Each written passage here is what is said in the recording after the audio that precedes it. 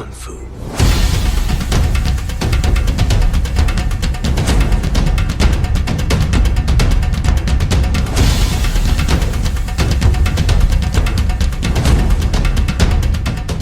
Hello everybody, welcome to the Camera Game Movie Show. My name is Deshaun, and today I have another action classic for you. And to celebrate the return of Robert Downey Jr. to the MCU, I thought it was appropriate that we would do his first movie in the MCU. Yes, I am talking about 2008 Iron Man. This is the original gangster of the MCU. This is the movie that started it all. This is the movie that changed cinema in many ways because it led to a franchise that completely changed cinema in many ways. Yes, this Iron Man 1 was a movie that I've always described it as a miracle. Because this movie shouldn't have worked as well as it did. And if you ever heard about some of the stories behind the scenes in the makings of this movie, you would know that it was helter-skelter making it. It's a crazy time. But let's go through what the original Iron Man is about. And while all of you have no doubt, if you're watching my channel, you definitely know the story, but the story about Iron Man 1, but let's go give you a reminder of this movie. Iron Man 1 follows Anthony Stark, aka Tony Stark, as Tony is this genius billionaire philanthropist, and he is just riding high. I mean, this dude is arrogant. He is riding high. He's banging hot reporters. He's flying on jets with strippers. He's drinking the most expensive drinks. I mean, this dude is he's just Mr. A Million. I mean, he's winning awards that he's not even attending and going to. He's the playboy and they sort of play him like that. And Tony Stark is a combination, and this is from Stan Lee as well, is Howard Hughes. It's kind of like a modern day Howard Hughes meets, I'm trying to think, he's like a rock star version of Howard Hughes in many ways. The cool scientist. He's sort of in many ways, he's sort of a scientist.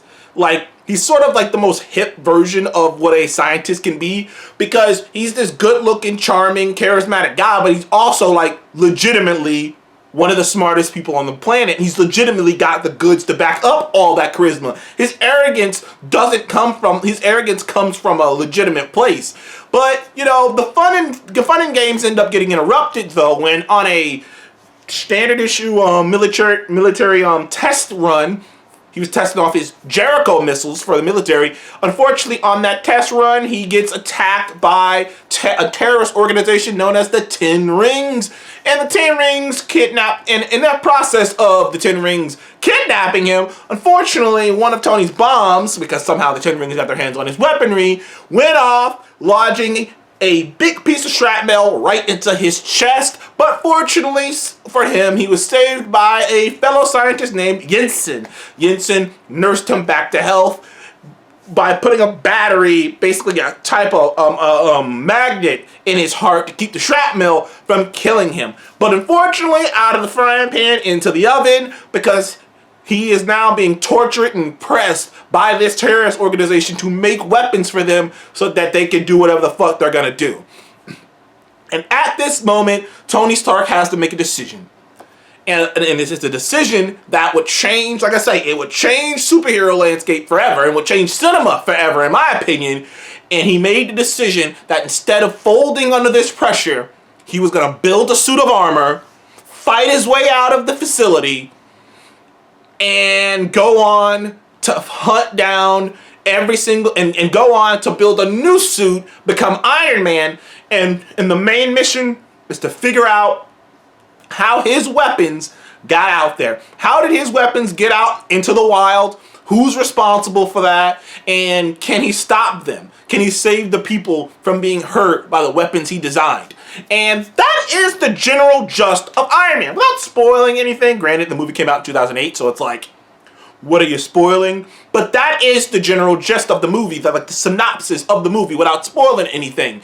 And it's a great, from a story perspective, it's a classic, great story of a man being humbled, realizing his shortcomings, and deciding to do something about that. deciding to use his gifts not for selfishness but to give to the world, and deciding to do more than just be this playboy, philanthropist. He decided, I'm better than that. I can forgive the world more than that, and seeing his weapons hit, like I say, when he saw his own weapons used to kill people, it would kill people he never intended to. Because the vibe you get in the movie is that Tony was like very like.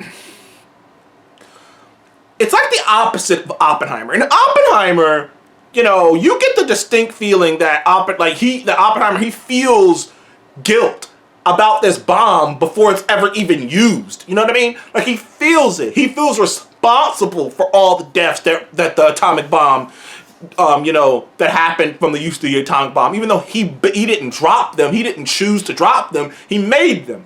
But Tony's like the opposite. He's made all these tools, all these weapons of mass destruction.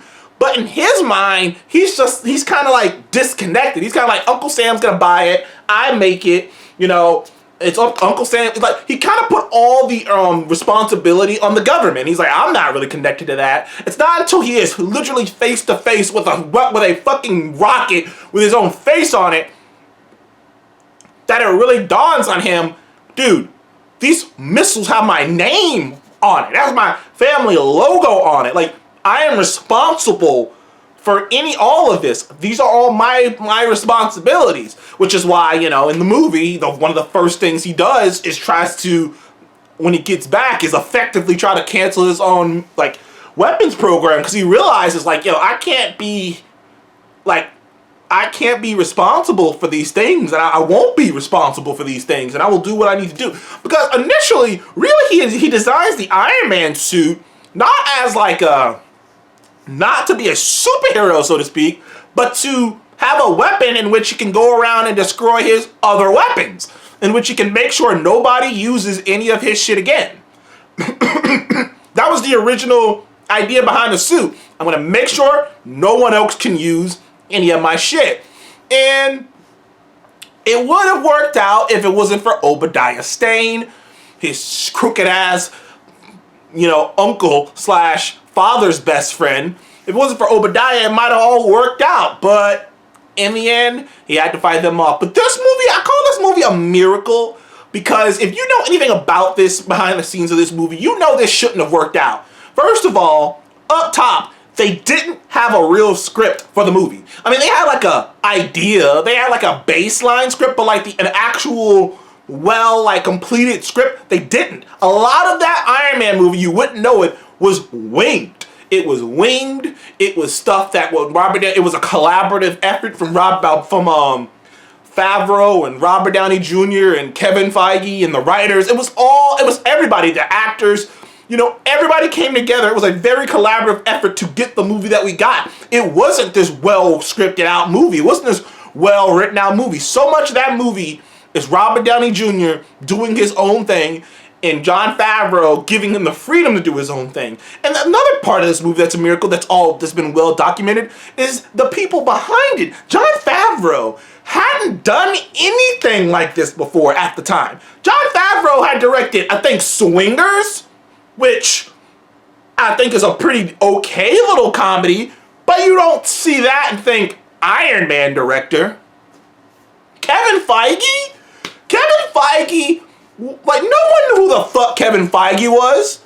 Like, nowadays we go back and we look at his look and say, oh, he was on the Spider-Man set. He was a producer. He was technically like a producer on the Spider-Man movies and the X-Men movies. Like, no, we look back, but he wasn't like the main producer. He didn't get a credit, I don't think. So we didn't know who the fuck this guy was trying to make this movie happen. We're like, we don't know. Now, you gotta remember, too, 2008, I think The Dark Knight came out in 2008 as well. So, like, they're so everybody's mind was on that movie, not Iron Man. And then the creme of the creme is Robert Downey Jr., who, at the time, once again, was a problem, was problematic, was a risk, high risk. This man was just out of rehab.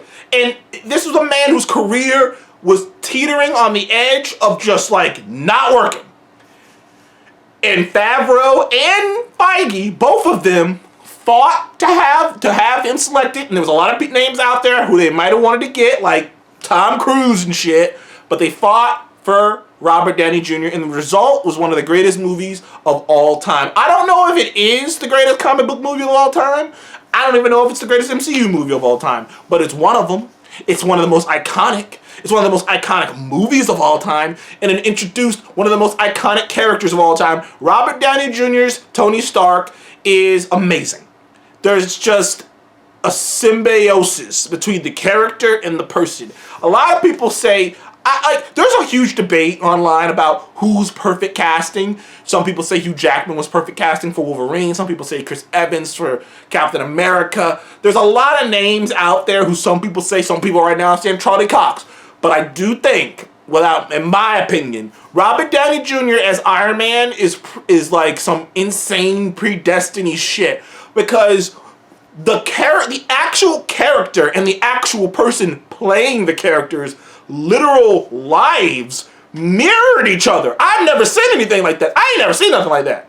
In my opinion, I have never seen an actor and the character's literal lives mirror each other so much that it kind of blurred the line between where Robert Downey Jr. begins and Tony Stark ends. You just can't really separate it, really.